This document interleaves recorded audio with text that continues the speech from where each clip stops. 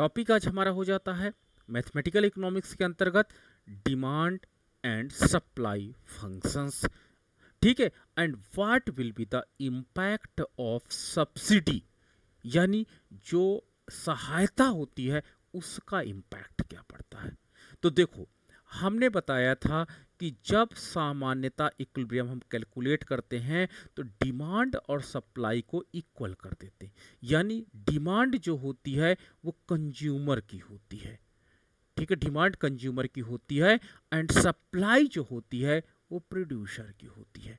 तो जहां पर कंज्यूमर वस्तुएं लेने को तैयार है तथा प्रोड्यूसर वस्तुएं देने को तैयार है, उस पॉइंट को हम लोग इक्विलिब्रियम पॉइंट कहते हैं। तो यानी इक्विलिब्रियम पॉइंट वो पॉइंट होता है जहां पर डिमांड सप्लाई के बराबर हो जाता है और इसी बिंदु पर हमें इक्विलिब्रियम प्राइस निर्धारित हो जाता है तथा इक्विलिब्रियम क्वांटिटी निर्धारित हो जाती है या मिल जाती है। यानी इस मूल्य पर, ठीक है, संतुलित मूल्य पर एक उपभोक्ता एक निश्चित मात्रा में वस्तुएं खरीदने को तैयार है तथा प्रोड्यूसर इसी मूल्य पर वस्तुएं बेचने को तैयार है।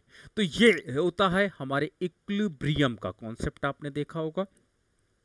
अब जब हम इंक्लूड करते हैं इसमें एक टर्मिनोलॉजी, और जब हम इसमें सब्सिडी की बात करने लगते हैं तो सब्सिडी का मतलब क्या होता है? सहायता। सहायता कई प्रकार की हो सकती है, क्योंकि हम लोग सहायता, तो क्योंकि हम इकोनॉमिक्स में पढ़ रहे हैं तो यानी इकोनॉमिक्स, जो आपके पास इकोनॉमिक हेल्प होगी, मनी के रूप में लोग सहायता प्रोवाइड करते हैं, बट इट मे बी, लेकिन ये सब्सिडी वस्तु के रूप में हो सकती है। कैसे? आपने देखा होगा बड़े बड़े बिग बाजार देखे होंगे, आपने रिलायंस स्टोर्स देखे होंगे, वहां पर कहते हैं कि एक पैकेट खरीदो एक फ्री में पाओ, तो वो भी सब्सिडी का एक प्रारूप है। जहां पर आपको मौद्रिक रूप में सहयोग न प्रदान करके वस्तु के रूप में सहयोग प्रदान किया जाता है, तो वो भी एक सब्सिडी का रूप होता है।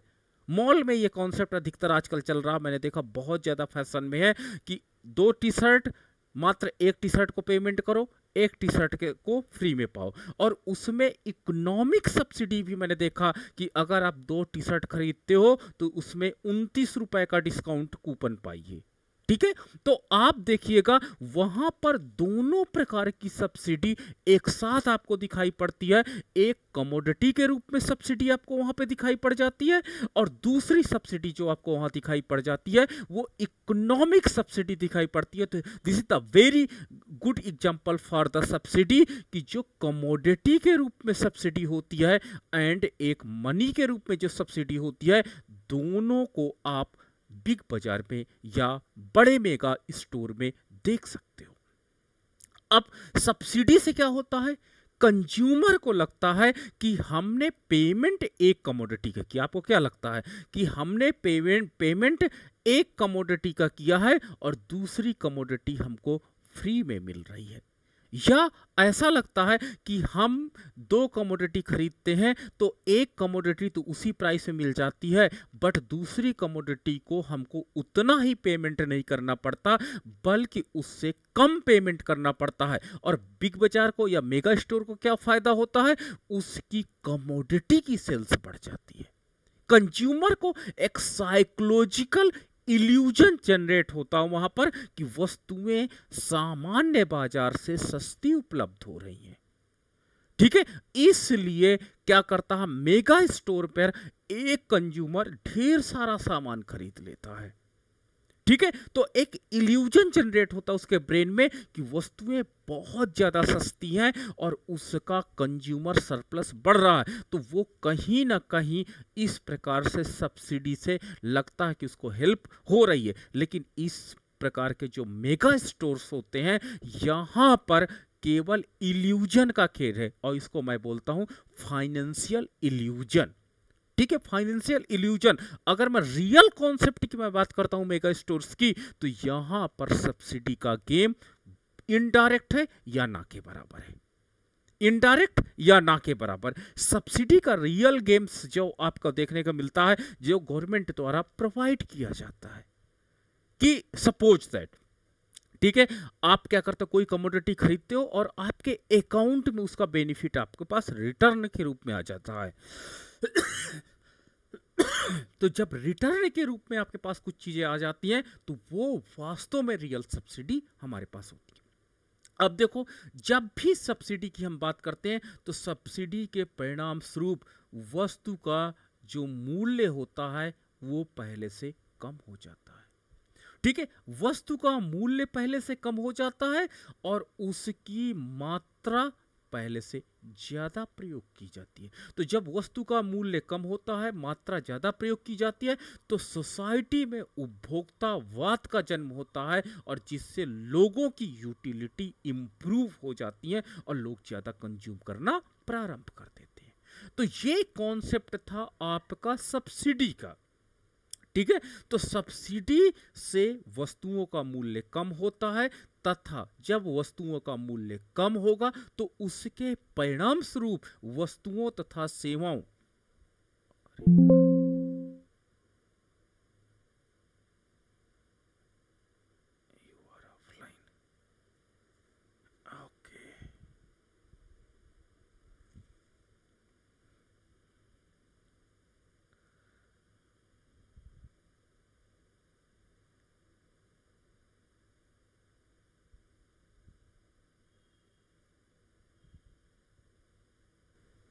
इक्विलिब्रियम प्राइस एंड क्वांटिटी, यानी इस प्रश्न के अंतर्गत क्या है कि आप एक उपभोक्ता का डिमांड फंक्शन गिवन है तथा उसका सप्लाई फंक्शन गिवन है। आपको ना तो अभी टैक्स हम इंपोज कर रहे हैं और ना ही अभी हम सब्सिडी इंपोज करने की बात कर रहे हैं। यहां पर प्राइस एंड क्वांटिटी को कैलकुलेट करना है संतुलन बिंदु पर।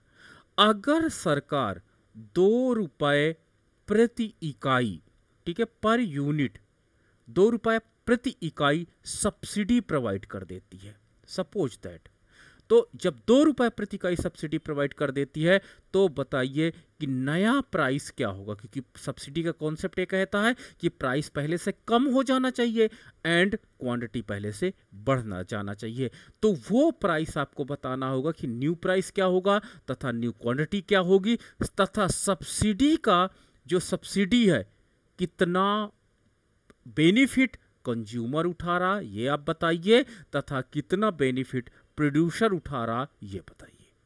ठीक है, तो यानी एक कंप्लीट क्वेश्चन मैंने ले लिया है। तो चलिए इसको, इस तरह के जो क्वेश्चंस हैं इनको सॉल्व करने के लिए आपको करना क्या होता है, सबसे पहले एक आप इक्विलिब्रियम पॉइंट ढूंढिए। तो इक्विलिब्रियम पॉइंट जिसमें ना तो सब्सिडी लगी हो ना तो क्या हो, टैक्स हो, बल्कि जहां पर डिमांड और सप्लाई दोनों बराबर हो, ये पॉइंट हमको देखना होगा। अब हमारे पास डिमांड क्या है, 20 minus 2p equal to 40 plus 6p। तो देखो दोनों वेरिएबल सेम है, क्यू क्यू है, तो इन दोनों वेरिएबल्स को आप हटा दोगे और यहां पर जो आपका राइट साइड है दोनों राइट साइड को रख देते हैं। अब हम यहाँ पर कैलकुलेट करते हैं तो माइनस, अब यहाँ पे जो अननोन वेरिएबल है आपके पास p है तो इसको कैलकुलेट करते हैं, तो इसको लेफ्ट हैंड साइड रखते हैं, बाकी सभी को राइट साइड ले जाते हैं। तो minus 2p equal to, sorry, minus 2p minus 6p equal to 40 minus 20। तो यहाँ पर एक मिनट, ये आपका फंक्शन में थोड़ा सा यहाँ माइनस कर देता हूँ मैं, ये फंक्शन में कुछ कमी थी। ठीक है, ये मैंने माइनस 40 कर दिया है, ये माइनस है। ठीक है, ये नोट करने में क्वेश्चन में गड़बड़ी थी। तो माइनस 40 माइनस 20 है, तो अब क्या हो जाएगा, minus 8p equal to minus 80 हो जाएगा, माइनस से माइनस कैंसिल हो जाएगा, p इक्वल टू आपका 10 हो जाता है। तो p इक्वल टू 10 हो जाता है, यानी 10 रुपए संतुलित मूल्य है जो बाजार में प्रचलित है। ठीक है, तो ये 10 रुपए है। अब इस पर कितनी वस्तुएं खरीदी और बेची जा रही बाजार में, तो चाहे तो आप डिमांड फंक्शन ले लो, चाहे तो आप सप्लाई फंक्शन ले लो। ठीक है, कोई फंक्शन आप ले लो। तो मान लीजिए मैंने डिमांड फंक्शन ले लिया and q equal to 20 minus 2p और यहाँ पर p बराबर 10 मैंने पुट किया। तो जब p बराबर 10 पुट किया तो q इक्वल टू 20 माइनस, हाँ बोलिए। 80 की जगह 60 होगा। हाँ सॉरी 60, 6 रुपये, हाँ ये सॉरी, सही कह रहे हो। तो आपके पास हो जाएगा ये थोड़ा, आपके पास 30/4 आप 7.5 आ जाएगा। 7.5, ठीक है, थैंक यू। ठीक है, अब हम लोग क्या करते हैं, इस 7.5 की वैल्यू को यहाँ पे पुट करते हैं। तो जब पुट करते हैं तो Q इक्वल टू 20 - 2 इंटू 7.5 हो जाएगा, 20 - 15 हो जाएगा, और क्वांटिटी आपके पास कितनी हो जाएगी, 5 हो जाएगा। ठीक है, तो देखो 7.5 मूल्य पर हमारे पास क्वांटिटी कितनी मात्रा में यूनिट्स बिक रही हैं, 5 यूनिट बिक रही हैं। अब भी ना तो हमने सब्सिडी की बात की, ना तो टैक्स की बात की। ये पहला प्रश्न है कि संतुलन स्तर पर मूल्य क्या होगा और संतुलन स्तर पर मात्रा क्या होगी। तो ये दोनों चीजें हमने यहां पर बता दी हैं। अब हमारे पास जब बात आती है सब्सिडी की, तो देखो 2 रुपए प्रति इकाई सब्सिडी की हम बात करते हैं।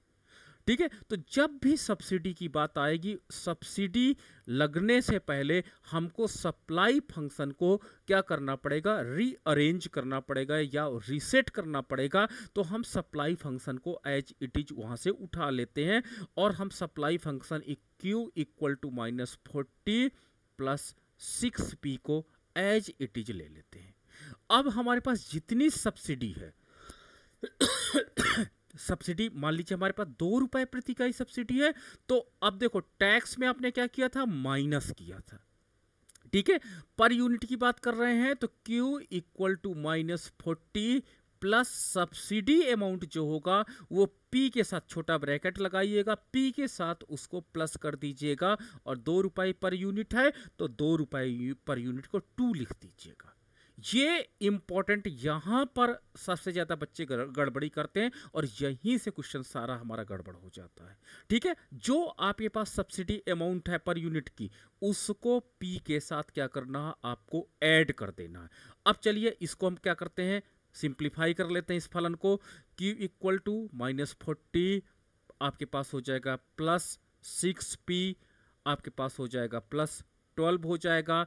Q इक्वल टू ये हमारे पास कितना हो जाएगा, 28 -28 हो जाएगा, प्लस 6P हो जाएगा। तो ये हमारे पास नया सप्लाई फंक्शन आफ्टर सब्सिडी होगा। तो ये इसको हम क्या कहेंगे, new supply function after subsidy होगा, आफ्टर सब्सिडी होगा। ठीक है, तो सब्सिडी के बाद जो नया सप्लाई फंक्शन बना है उसको अब इक्विलिब्रियम की कंडीशन में हमको लाना होगा। तो चलिए वही पुराना वाला डिमांड फंक्शन, पुराना डिमांड फंक्शन और नया सप्लाई फंक्शन, इसके साथ हमको काम करना होगा। तो क्या हो जाएगा, Q इक्वल टू 20 - 2P, और नीचे जो आपके पास सप्लाई फंक्शन है Q इक्वल टू -2Q, 28 -28, एक minute, Q equal to -28 and आपके पास प्लस 6P है, प्लस 6P है। अब देखो पुराना वाला सप्लाई फंक्शन हम नहीं यूज करेंगे, क्योंकि पुराने वाले सप्लाई फंक्शन को हमने सब्सिडी अमाउंट रख करके मॉडिफाई कर दिया उस फंक्शन को। तो इसी फंक्शंस के साथ हमको काम करना है। ये पॉइंट आपको बहुत इंपॉर्टेंट है और इस पॉइंट को आपको नोट करके चलना होगा। ठीक है, अब हम क्या करेंगे, इक्विलिब्रियम पॉइंट ढूंढेंगे। तो जब हम इक्विलिब्रियम पॉइंट की बात करते हैं तो इक्विलिब्रियम पॉइंट क्या हो जाएगा, तो आपके पास हो जाएगा demand equal to supply equal to subsidy वाला सप्लाई फंक्शन, मैंने इसलिए SS लिख दिया है। तो चलिए पुट करते हैं वैल्यू।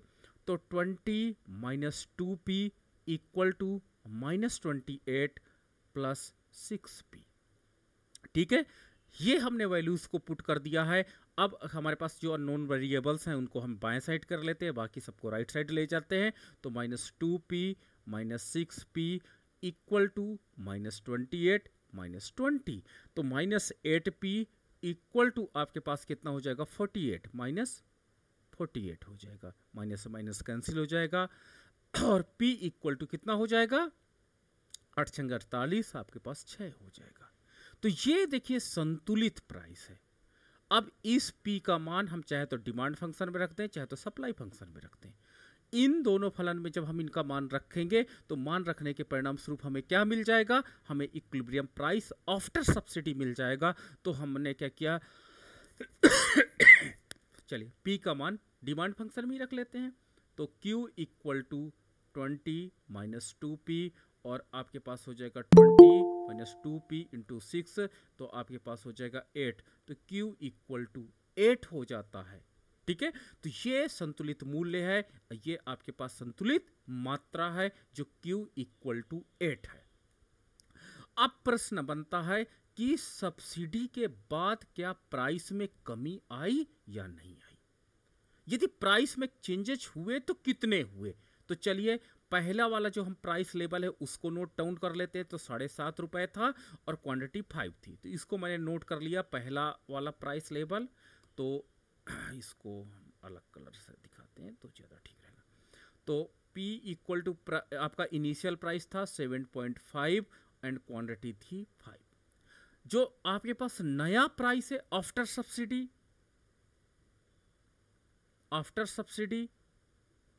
तो after subsidy P equal to हो गया है 6 रुपए, और क्वांटिटी जो आपके पास है वो बढ़ करके हो गई है 8। तो देखो ये जो मैंने आपका राउंड सर्कल में रखा है नया प्राइस एंड क्वांटिटी है। तो अगर मैं प्राइस में जितना चेंज हुआ है उसको माइनस कर दूं तो 1.5 रुपए का अंतर आया है। ठीक है, तो आप क्या कहोगे कि जो प्राइस में चेंजेस आए हैं वो 1.5 रुपए का अंतर आया है, अर्थात पहले से वस्तु का मूल्य जो है वो 1.5 रुपए कम हुआ है। और सब्सिडी अमाउंट कितना था, तो सब्सिडी अमाउंट आपको बताऊं कि 2 रुपए प्रति यूनिट थी। सरकार ने कहा था कि 2 रुपए प्रति यूनिट हम आपको सब्सिडी प्रोवाइड कर रहे हैं, तो 2 रुपए पर यूनिट सब्सिडी प्रोवाइड करने को कहा गया था। और कंज्यूमर के प्राइस में इंपैक्ट कितना पड़ रहा है, 1.5 रुपए का, यानी कंज्यूमर को कितने का बेनिफिट हो रहा है, 1.5 रुपए पर यूनिट का। ठीक है, तो ये कंज्यूमर बेनिफिट है, यानी उपभोक्ता का होने वाला लाभ है, क्योंकि मूल्य 1.5 रुपए पहले से कम हो जाता है।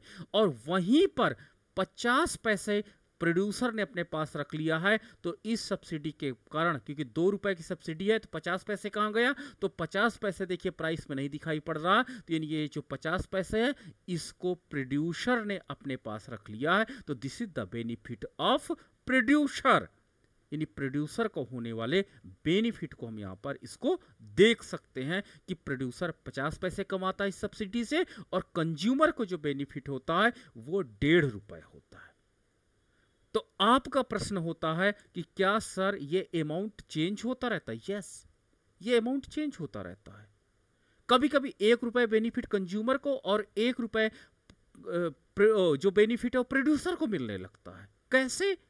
जब मांग की लोच इकाई के बराबर हो तथा पूर्ति की लोच भी इकाई के बराबर हो। आपने फर्स्ट ईयर में पढ़ा होगा कि जब मांग की लोच तथा पूर्ति की लोच दोनों समान होती हैं तो उस दशा में सब्सिडी का इंपैक्ट या सब्सिडी से दोनों वर्ग बेनिफिटेड होते हैं। कंज्यूमर भी उतना ही बेनिफिटेड होगा और उतना ही प्रोड्यूसर बेनिफिटेड होता है। ठीक है, तो जो अमाउंट होता है सब्सिडी अमाउंट या सब्सिडी से जो बेनिफिट्स होते हैं, it is determined by elasticity of demand and supply के द्वारा ये निर्धारित होता है। ठीक है, तो ये इस क्वेश्चंस का जो बेसिक कॉन्सेप्ट था कि सब्सिडी कैसे होती है और कैसे मैथमेटिकल हम इकोनॉमिक्स के अंतर्गत इसको कैलकुलेट कर सकते हैं, तो वो मैंने एक एग्जांपल में आपके साथ डिस्कस किया है। तो चलिए एक एग्जांपल हमने देखा, एक अनदर एग्जांपल लेकर के हम आपके साथ काम करते हैं और देखते हैं कि क्या सब्सिडी से बेनिफिट होता है या नहीं होता है। और उसमें क्योंकि अब आपको कॉन्सेप्ट पता हो गया तो उसमें चीज़ों को आपको क्लियर हो जाना चाहिए कि कैसे कैसे सर अगला स्टेप क्या करने जा रहे हैं। तो चलिए एक एग्जांपल मैं ले लेता हूं और आपके साथ डिस्कस करता हूं। तो इसको बहुत केयरफुली देखिएगा, मुझे लगता है कि इसमें चीज़ें आपको समझ में आना चाहिए। तो मेरे पास है एग्जांपल, अनदर एग्जांपल है। तो एग्जांपल है कि किसी उपभोक्ता का जो डिमांड फंक्शन है D equal to 20 minus 2P है तथा उसका जो पूर्ति फलन है S equal to -4 plus 3P है तो demand and supply function given है। आपको क्या निकालना है, संतुलित मूल्य निकालना है और मात्रा निकालना है। ठीक है, संतुलित मूल्य और मात्रा की गणना कर रही है।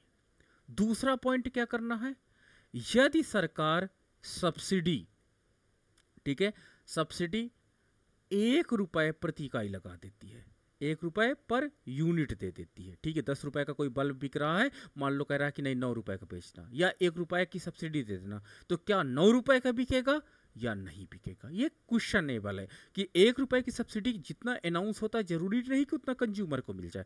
तो अगर सरकार 1 रुपए प्रति इकाई की सब्सिडी प्रोवाइड करती है तो पुनः नया संतुलित मूल्य आपको ढूंढना है तथा मात्रा, और साथ ही साथ बेनिफिट भी आपको डिस्कस करना है कि कितना इस सब्सिडी का बेनिफिट कंज्यूमर को हो रहा है और कितना बेनिफिट जो है वो प्रोड्यूसर को हो रहा है, ये आपको डिस्कस करना है। तो चलिए वही पुराने फार्मूले पे हम काम करते हैं कि सबसे पहले आप इक्विलिब्रियम चीजों को ढूंढिए, इक्विलिब्रियम निकालिए। तो इक्विलिब्रियम निकालने के लिए आपको क्या करना पड़ेगा, डिमांड इक्वल टू सप्लाई करनी पड़ेगी। ठीक है, डिमांड में आप देखो ये क्यू एक सेम वेरिएबल्स हैं, तो ये वेरिएबल सेम करना बहुत जरूरी होता है। अब हमारे पास क्या हो जाता है, लिख देते हैं 20 minus 2P equal to -4 plus 3P। अब हम लोग क्या करते हैं, अननोन वेरिएबल्स को हम लोग -2P minus 3P equal to -4 minus 20, -4 minus 20 को हम एक तरफ फिल्टर कर दिए। अब हो जाएगा -5P माइनस 25, माइनस से माइनस कैंसिल हो जाते हैं, P इक्वल टू 5 रुपए मूल्य है।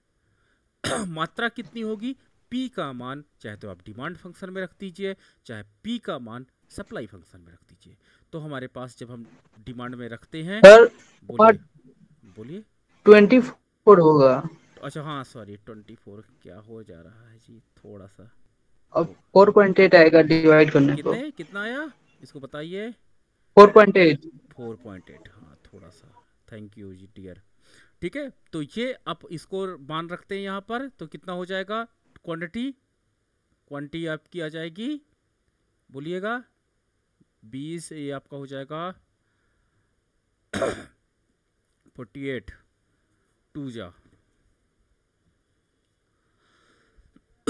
5 दून 10 9 पॉइंट समथिंग आएगा, 4.8 इंटू 2 आपका 9.6 हो जाएगा। हाँ, तो 20 से माइनस कर देते हैं, -20 कर देते हैं, तो आपके पास हो जाएगा 10.4 आपकी क्वांटिटी हो जाती है।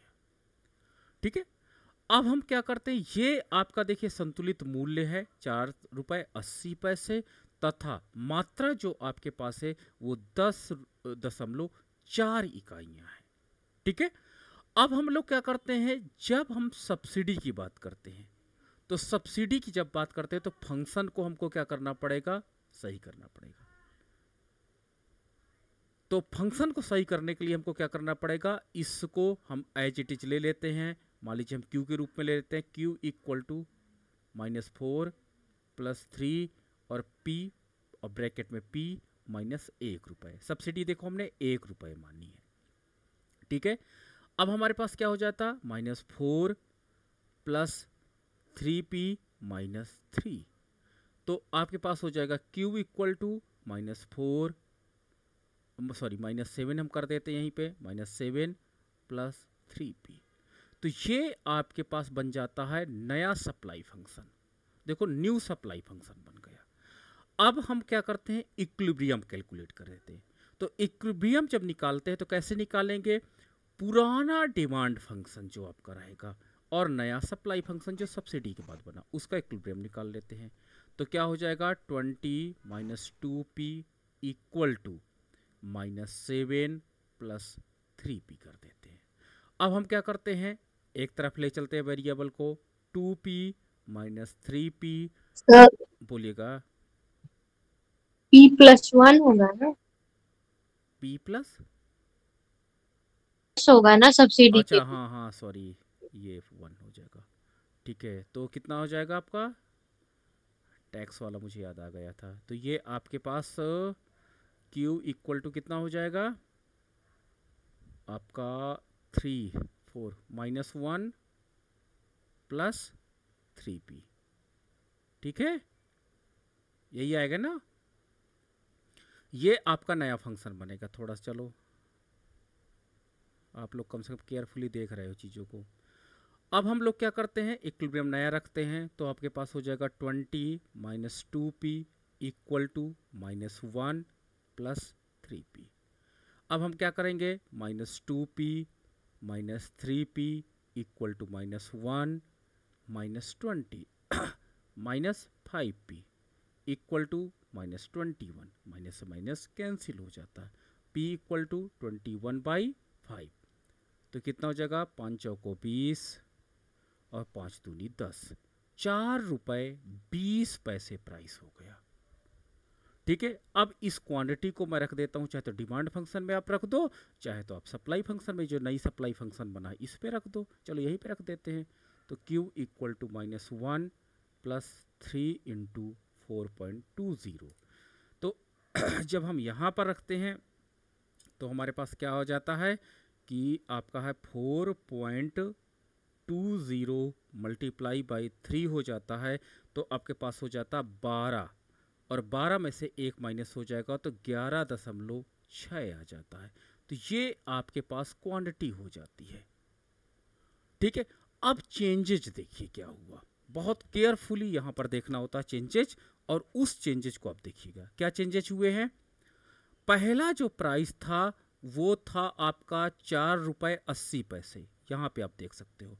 तो जो पहला प्राइस था वो 4.80 रुपये था, और नया जो प्राइस हुआ वो 4.20 रुपये है। तो यानी आपके पास जो प्राइस डिक्लाइन हुआ है वो कितना हुआ है, 60 पैसे। तो यानी कंज्यूमर को कितना बेनिफिट मिल रहा है, 60 पैसे का बेनिफिट जो उठा रहा है वो कंज्यूमर उठा रहा।